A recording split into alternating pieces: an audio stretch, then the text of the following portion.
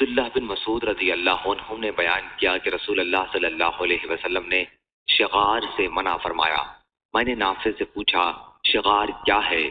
انہوں نے کہا یہ کہ کوئی شخص بغیر مہر کے کسی کی لڑکی سے نکاح کرتا ہے یا اس سے بغیر مہر کے اپنی لڑکی کا نکاح کرتا ہے، بس اس کے سوا کوئی مہر مقرر نہ ہو۔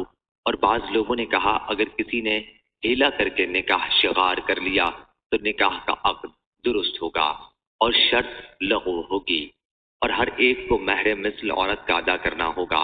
اور ہاں، بعض لوگوں نے متاع میں کہا ہے کہ وہاں نکاح بھی فاسد ہے اور شرط بھی باطل ہے، اور بعض حنفیہ یہ کہتے ہیں کہ متاع اور شغار دونوں جائز ہوں گے اور شرط باطل ہوگی۔